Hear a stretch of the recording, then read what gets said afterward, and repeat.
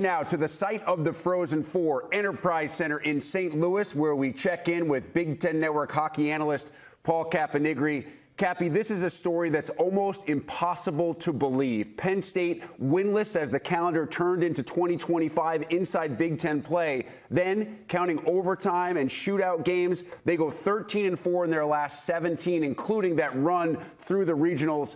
How on earth did Penn State arrive at its first ever Frozen Four?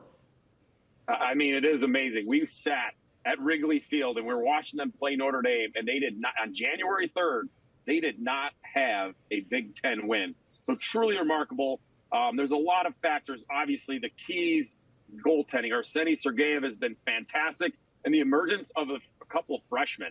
There are three in particular. Charlie Serrato, J.J. Webush, and Caden Christensen have been fantastic for the Penn State Nittany Lions. And Guy Gadowski, the fact that he kept this team so focused, it's so hard to go. It's so easy to go off the rails when your team is not doing well. And for him to keep it together, you got to give him, the coaching staff, and the players such credit to hang in there.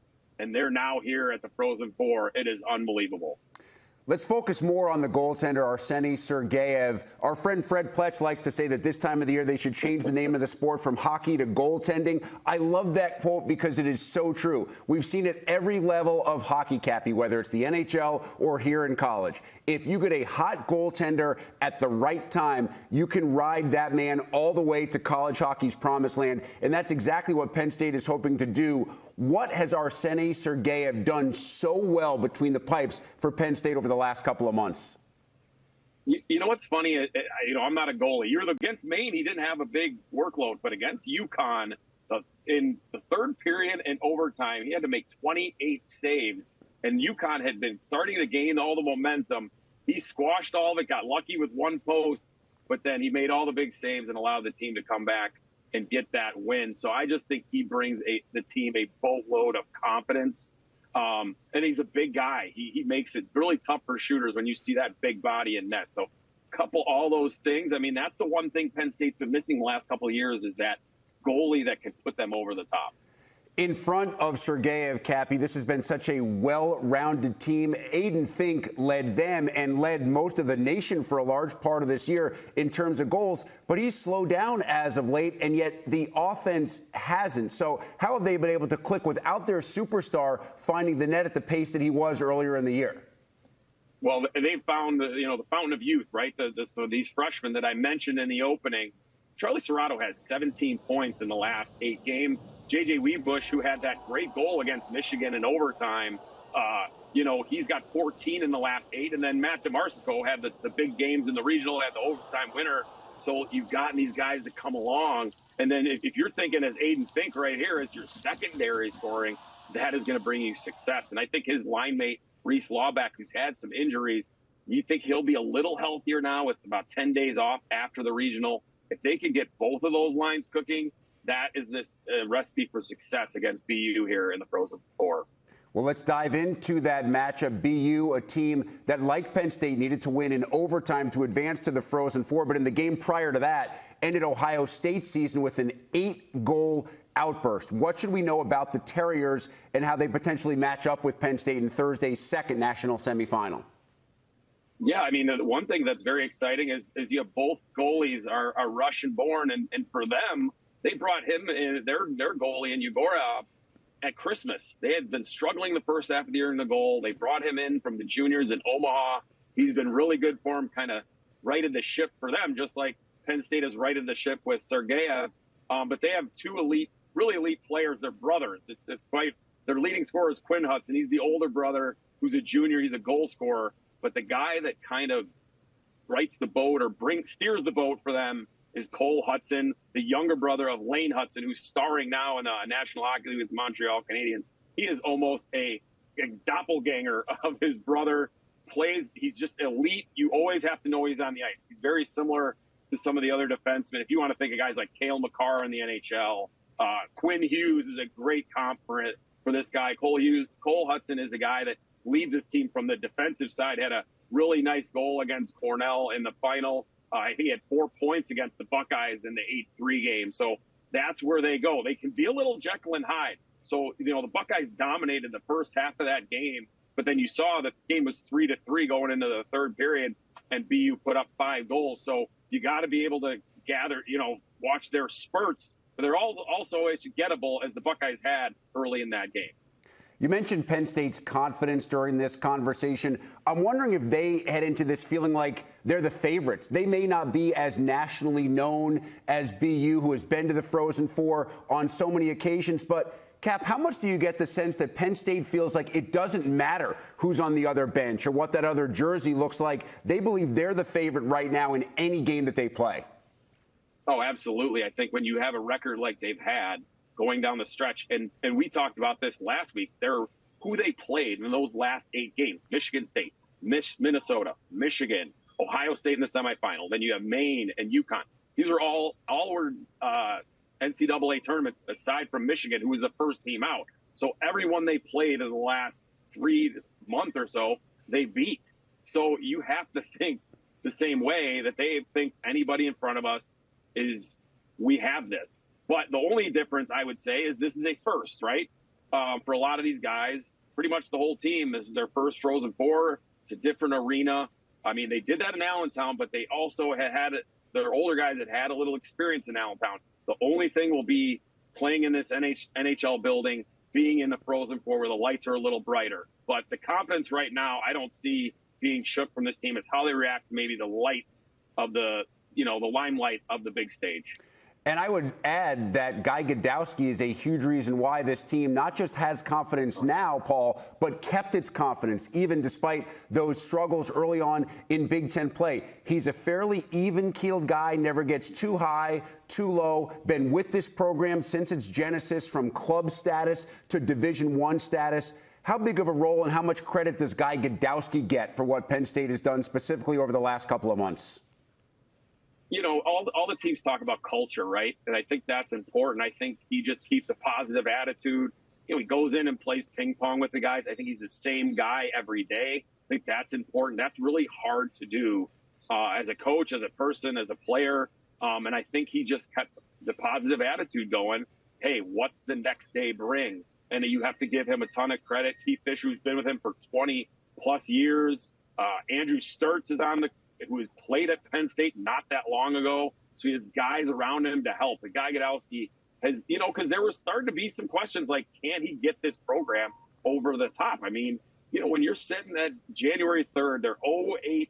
They had 1 point in conference play, no wins. You have to have some self-doubt. I don't care who you are, but for him to get them going in the right direction after that is just remarkable, and you have to give him tons of credit. You ever seen him play ping pong, by the way? He is ridiculous. I think I couldn't play. When I was there the one time to play him, he had a shoulder injury. Probably banged it into the wall going for a ball. But I have not seen him. He talks a big game. We've talked about it that we're going to get to play at some point. Just haven't been back there again. I'm kind of afraid to play him, maybe. I don't know. I'm not very good. Yeah, I've seen you play here, and I've seen Guy play, too. Trust me, Guy has the advantage. He is, unlike anybody heading into this matchup, the clear favorite in that particular matchup. Hey, Cappy, don't go anywhere. Got much more coming up from St. Louis in a bit. You got it. Spring football coming down the home stretch for Ohio State. It is the 2025 spring game, and it comes up this weekend, Saturday, April 12th, inside the Horseshoe. And it's a game that you can see right here on the Big Ten Network. It is time now for today's big interview as we welcome in Ohio State head coach Ryan Day. Coach, we'll get to the spring game coming up in just a bit, but I do want to reflect back, and I'm sure it's not something that you mind reflecting back on the year that was. I'm curious, how many mornings after the national title game do you think you woke up with a huge smile still plastered to your face? It was some of those days you wake up and, you feel like you have to remind yourself you won a national championship. And none of the days you do, you wake up with a smile. It's a time that was just almost like a blur, and going back and watching, some of the games and seeing some of the pictures, has been an opportunity to reflect on the whole experience. But it didn't take long to get back into spring practice. Spring practice is already really behind us. We have our spring game coming up this weekend, and before you know it, we'll be kicking off against Texas. So It's been great to enjoy and see the guys who put all the hard work in, be recognized for that. But the next season's on us now. Coach, I love that you were honest when you were asked about if you felt different as a coach after winning the national championship. And you said that you would be lying if the answer was no, that you have to feel a little bit different after accomplishing something like that. So what is the biggest difference that you feel? I think, if you're just being honest, that when you become the head football coach at Ohio State and you haven't been a head football coach before, maybe you don't get the benefit of the doubt very often. But now that you win a national championship, you build credibility, and I think that that's real. But also it's just the accomplishment. It's the ability to sign a new 7-year contract and continue to develop and build and strengthen this foundation, this culture that we have going on here with great people. And we feel like recruiting is going really, really well, and being able to continue that. And at the end of the day, the job of a coach is to continue to have an impact on young people's lives, and winning just allows us to do that more and more. And that's probably the most rewarding thing, is knowing that we're going to be able to do this here for the next 7 years. And the coach always has to look out for the best interests of the team and the players that make up that program. It was a grind last year, the longest college football season ever. You mentioned after the year that you'd have to look at the schedule, look at potential changes to make sure that your team is best suited to make another run. So as kind of that CEO head coach, which is a role that you now have to play as well, what changes do you make to make sure your team is in the best position? Well, coming off of last year, I felt like, we got to be really smart about spring. And then the more I got into the spring, I realized we need to do more and more. So it's actually been probably the most physical spring we've had. But I feel like these next few months will be very, very important with Mick in the weight room, and then certainly as we get into the summer. But our roster limit, as it looks like going to 105, that's going to be a big challenge, a lot of challenge, in terms of like how we organize things and some of the things that come into play in terms of injuries and how we practice. So that's going to be new for sure. And I think there's a lot of lessons learned coming off of last year, just how we practiced, how we built our team, schematically, all the above. So, this year will be different because it's a different group of guys. But, I think, Mick in our strength and conditioning group and sports medicine and sports science is on the cutting edge. And I think, we have a plan, but now we just got to go to utilize it because we actually have something to compare to, which we didn't have going into last year. And adapting to change is the name of the game right now because this sport is ever evolving. And for you specifically, you have change at both coordinator spots. How does that affect you as a former play caller for this offense, which was ceded to Chip Kelly a year ago, moving forward into the 2025 season? Yeah, excited to see Brian. In this role, he's earned the opportunity, and just how he's continued to build and grow as a coach. And I think it's to the point now where he can, finish the sentence when it comes out of my mouth and vice versa, because we've been together for so long. So, he and Tyler Bowen and the guys on the staff have working hard this spring to figure out what this is going to look like as we move forward. And then as we get into the season, again, have to adapt, because sometimes you have to make those changes, ahead of time, but then you got to make them in season. You got to adjust as time goes on. And that's sort of the art now of the playoff system, is making these adjustments as the season's going on, and getting better and growing. So I know that he understands that. And then on defense, Matt Patricia working with Tim Walton has been excellent so far. I think Matt has a great history of putting his guys in great position. He's had a lot of success, obviously, in Super Bowl environments, championship football, which more and more between the way things are going here as we're heading into revenue shares, it looks like, managing a salary cap, putting a roster together, playing in a playoff system. All those things are much more NFL style and oriented. So having his background has been great. Tim also coached for 12 years in the NFL. So James Laurinaitis, Brian Hartline. There's an NFL flavor to our team, which I think, it's different than it used to be when you played your regular season, you had a month off, you played a bowl game or two, and that was it. This is a different style. So it's been good. Matt has, brought different things to the table for us, but he's also really embraced our culture. Ryan, you mentioned that this has been maybe the most physical spring that you can remember. I'm curious, what should we expect from the spring game this weekend, as a lot of schools are starting to back off the traditional format and go to more of a showcase type experience? Yeah, I think for us, it's important to get in front of the crowd. Our first game is against Texas this year. I would like to see how guys respond, some young players in that environment.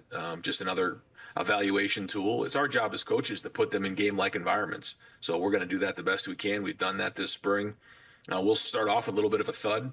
It'll be offense versus defense, with a scoring system in place. But after the first couple drives, it'll go to tackle. We'll be getting guys on the ground, and we'll grade the film and see where guys are at as we head into the off season, have our exit interviews, things to focus on this summer, and before you know it, it'll be into August. Ryan, what have you taken away so far from the quarterback play? What can folks expect to see this weekend? My understanding is that Lincoln Keenholz looked really good in the last scrimmage. Obviously, you have a former five-star transfer in Julian Sayin and another highly touted recruit coming in this year's class in Tavian St. Clair, all in that same quarterback room. All growing. You're either remembering or you're learning. These guys are learning a lot. But they're the more experience they're getting, they're learning, and the key is not to continue to make the same mistake over and over again. Is to learn from those mistakes and do the preparations so that when you step on the field, I mean, you're prepared.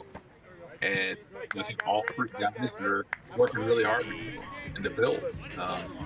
So I think as we go into Saturday, it'll be just one other evaluation tool to see how they respond.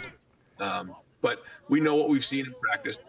We know what these guys have done, and they're building confidence with the guys and chemistry with the offense. And Ryan, once again, as for the guys that catch the balls that are thrown by whoever takes the start at quarterback, even after losing Emeka Ibuka, you still have arguably the best wide receiver room in the country and certainly the best receiver in Jeremiah Smith, who looked NFL ready during his freshman season. How much better can he actually get? Yeah, Jeremiah has a growth mindset, and he's somebody who we all know has a lot of talent, but his discipline is tremendous, and his skill set, even coming in, was at a high level. But he's growing every day. He's learning, and he does it because he goes out there and plays. And he's also learning how to become a great leader and a great teammate. When it's year one, you're going out there to try to make sure you're doing your part. But he's a winner. He won when he was in high school. He just won a national championship. I mean, this guy wants to win, and his approach every day has an effect on everybody else. He's taking the first guy up in a special teams drill. I mean, he's showing the other guys what's important. So, there's a lot of his growth has come as a teammate and as a leader, but also as a football player. You're seeing him line up a little bit inside. We're expanding that route tree, and he's again trying to continue to build that chemistry with our quarterbacks, and you're seeing him make a lot of plays, obviously, in practice every day, but you're also seeing him encourage his teammates and grow in terms of his football IQ and as a player.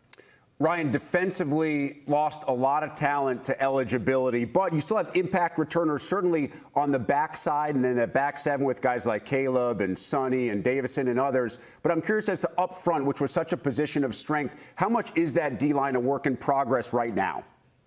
Yeah, I mean, there's a lot of inexperience there. Guys have played before, so it's not like, we don't know if they can do it or not. They can. The question is can they sustain it, and can they consistently produce? And that's where the challenge is right now. So, Kenyatta and Caden on the edge.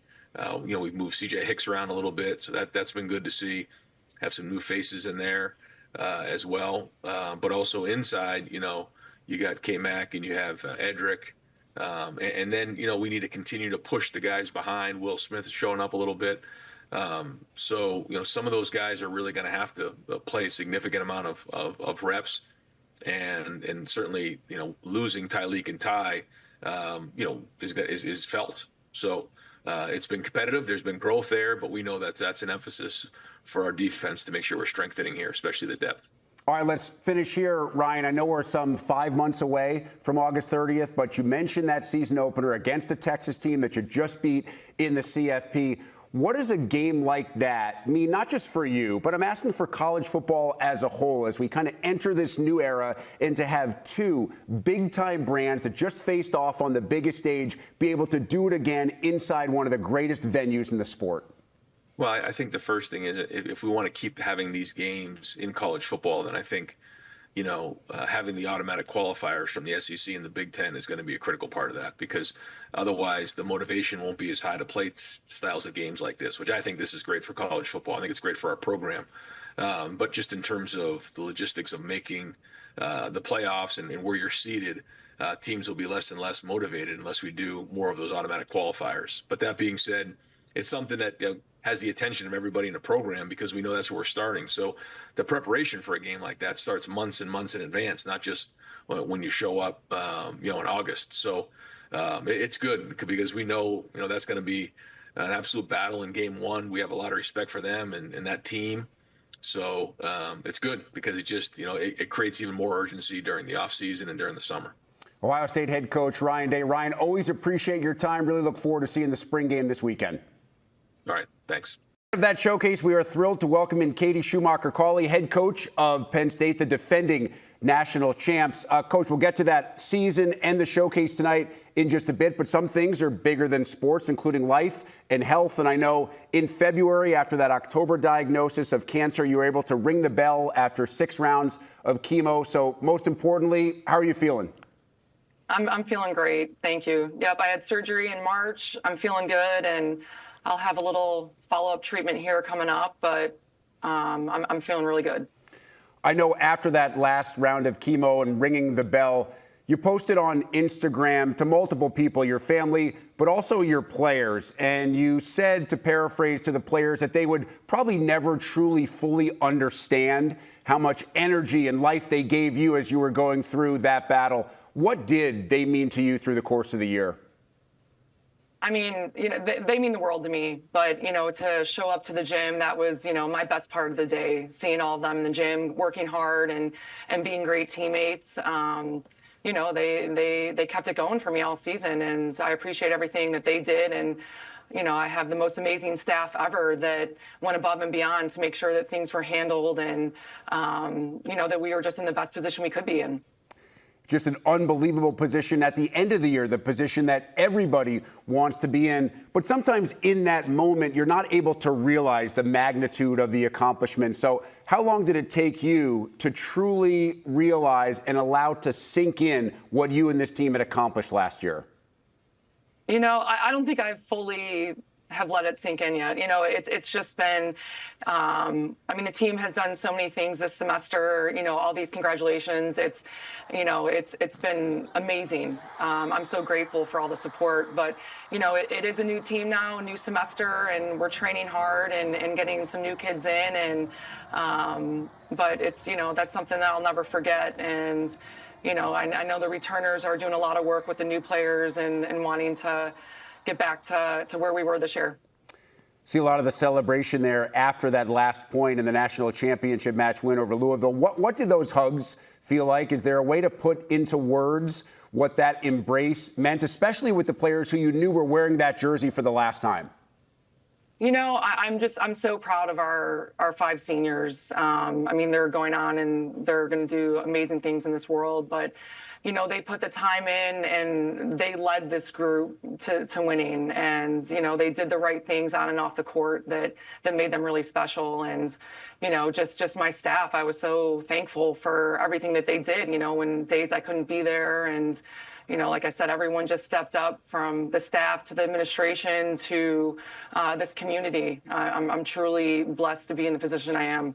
And when you're in the midst of something like that, sometimes you don't realize exactly what you've been through, but we were here in studio covering it all. And when you look back at the actual run through the tournament bracket, you have to battle back against Creighton in the Elite Eight, the ultimate battle back against Nebraska in the national semis.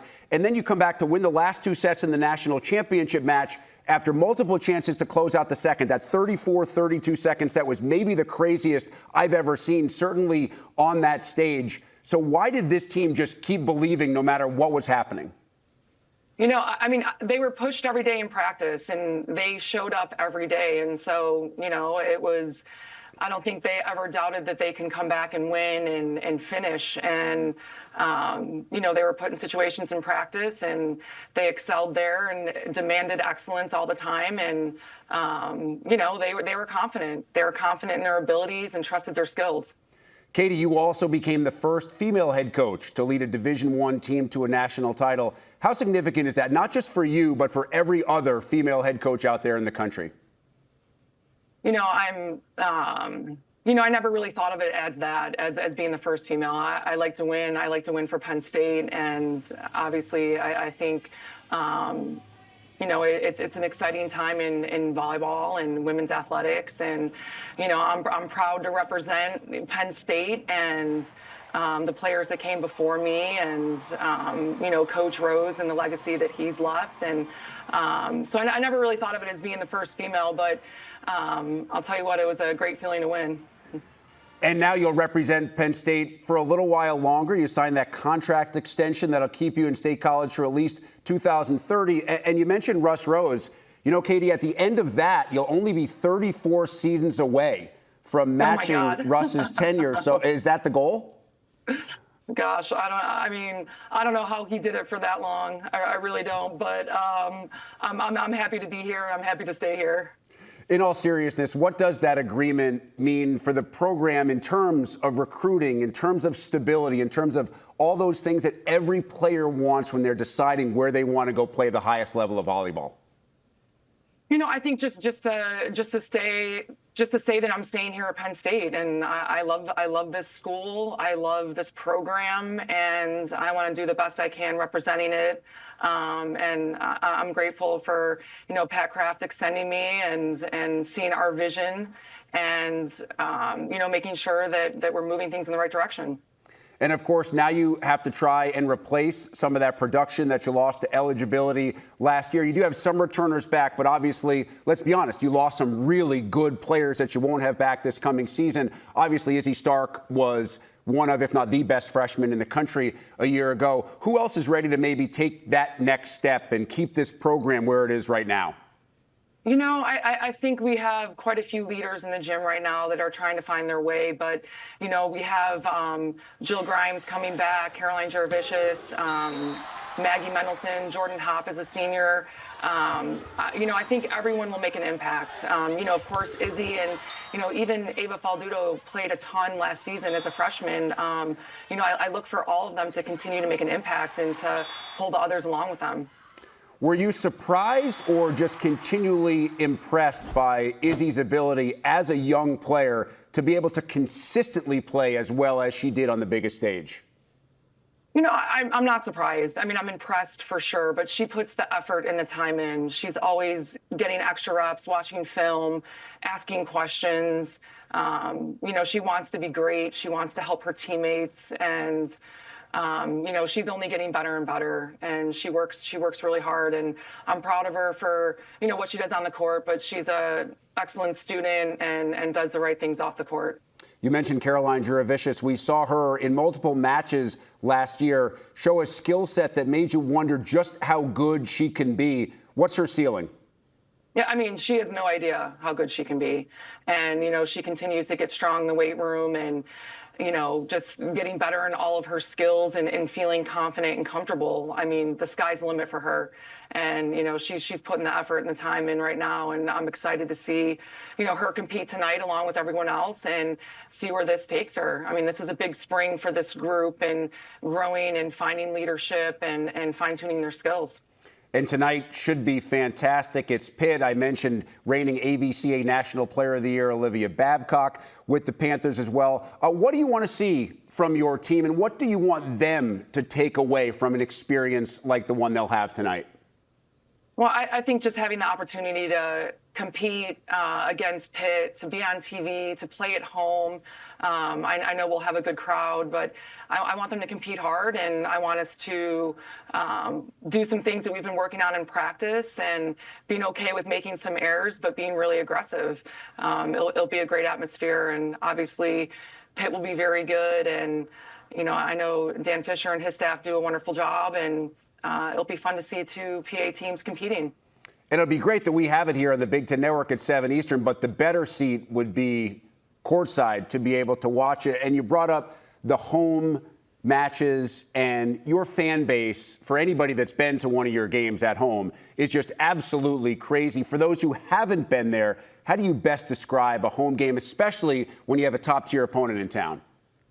Yeah, I mean, our wrecking crew is our student section, and they are loud and into it. Our team loves having them there. I mean, the atmosphere is electric. It is loud. Everyone loves to watch volleyball. I think we have great fans that really like to see good volleyball, and it's a atmosphere like no other. It's good old rec hall, and there's not a whole lot of fancy, shiny stuff in there, but it's our gym, and we love it.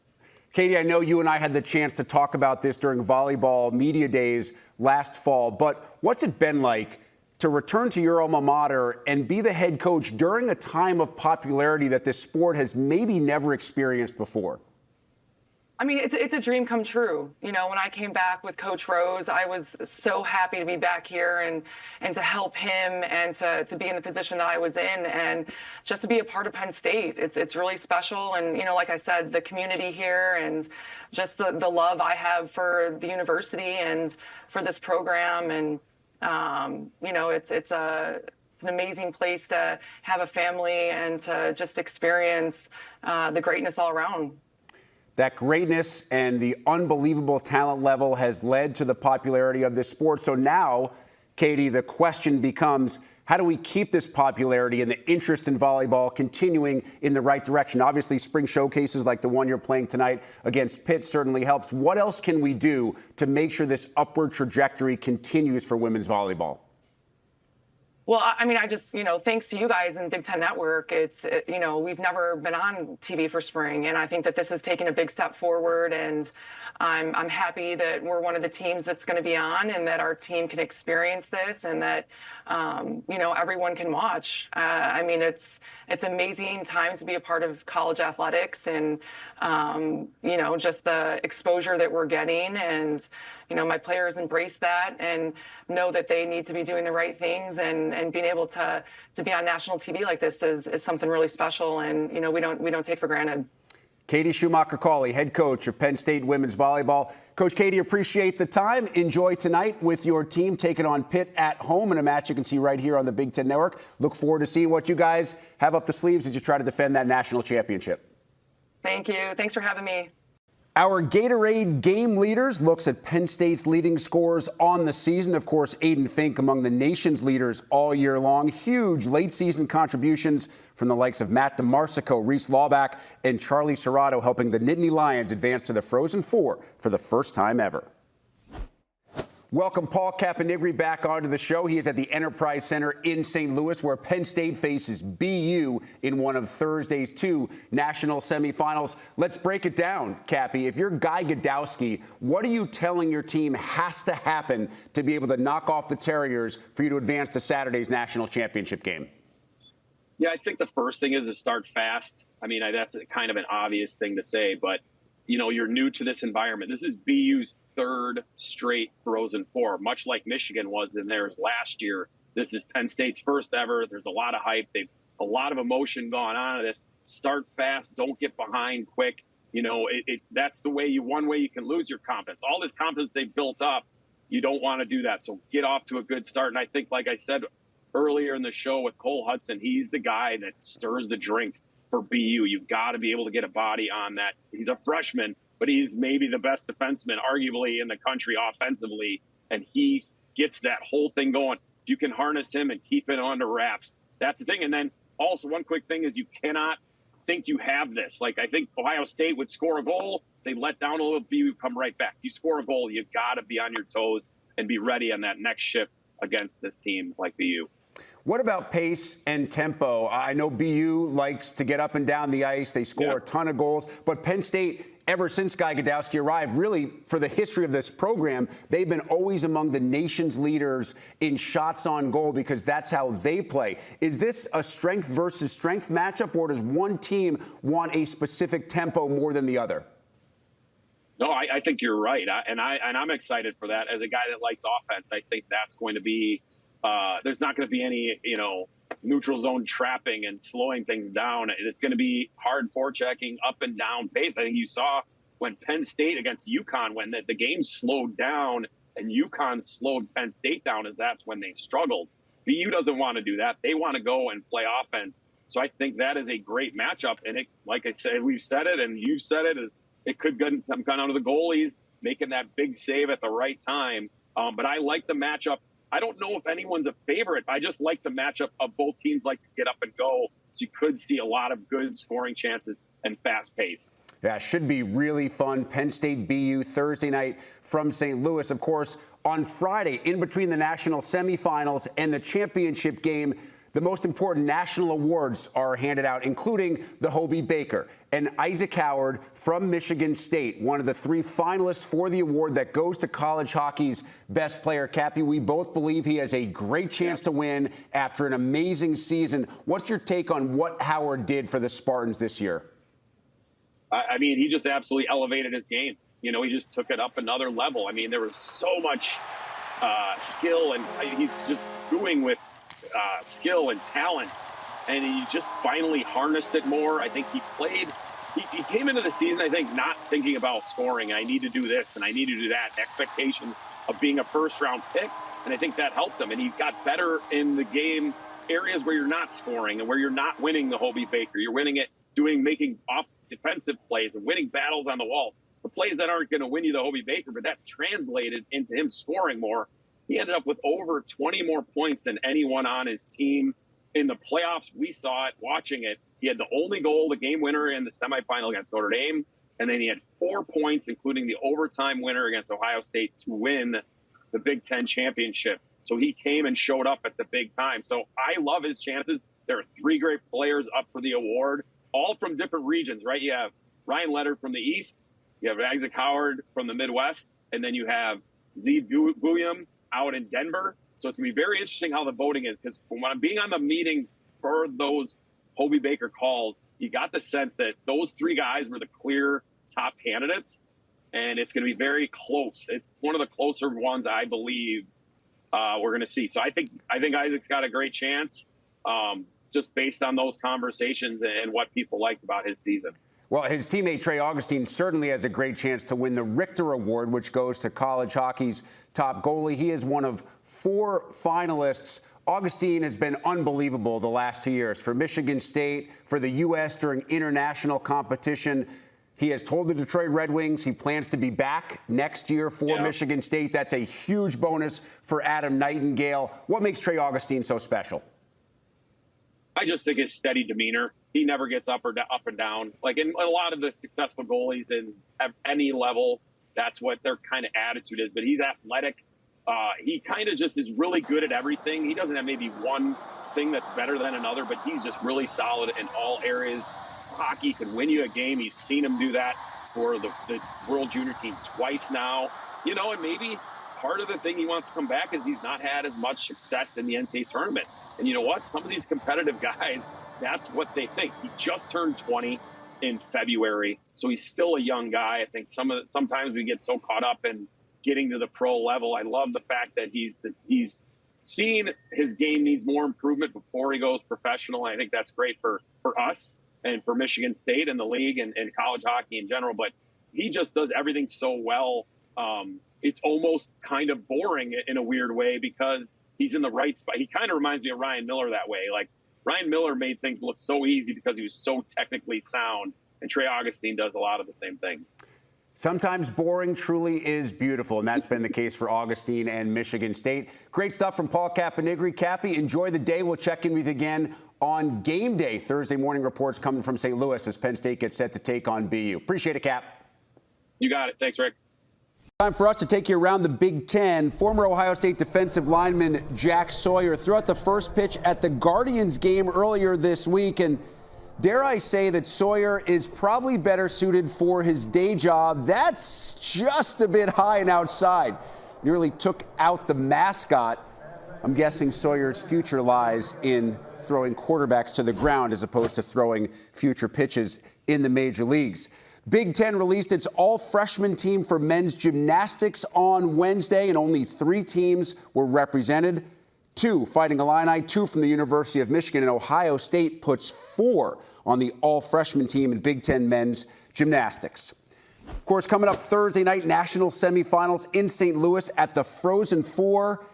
And those logos now being stitched on to the Penn State sweaters as the Nittany Lions get set to take on BU. No question, most important player for Penn State will be goaltender Arseny Sergeyev, who truly lives, breathes, and sleeps hockey of all shapes and sizes. Me and Wooger's gonna go for a gas tonight. We gotta knock him out tonight. Take a video of this guy. That's what's called dialed in before a game. You're ready to go. I need to find a slide. I don't have slide. I probably won't fit in this one, but we'll try. That's definitely not my size, but whatever. Woo! That's gonna be fun. Oh my god. Oh my god. Oh my god. Oh my god. Oh my god. Ah! Oh my god. My slide is break. I didn't fix it. Ah, my slide. Oh, stop it. I hate this slide. Finish it. Yeah!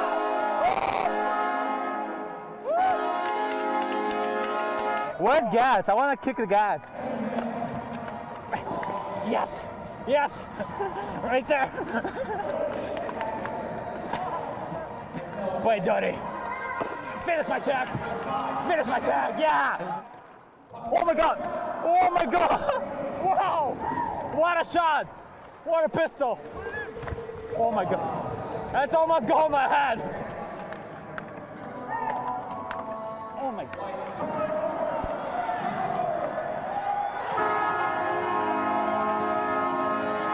My fault. What was that? I know, my fault.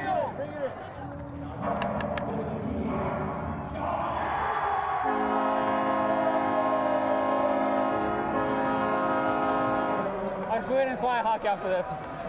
I'm done. I hate it. Mercy, what do you say, buddy? Good game, man.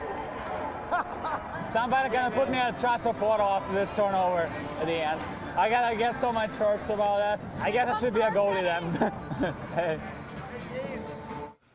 Oh, I think goalie's a good call. Coming up Thursday, don't miss a women's lacrosse doubleheader as 5th-ranked Johns Hopkins clashes with Ohio State. That's followed by number 22 USC against Rutgers. Our live coverage begins at 6 Eastern, 3 Pacific on the Big Ten Network and the Fox Sports app. What a show. Our thanks to national championship coaches Katie Schumacher-Cawley and Ryan Day for joining us, and our coverage from St. Louis at the Frozen Four continues on Thursday morning's edition of Big Ten Today. Until then, I'm Rick Pizzo. Thanks for the hang.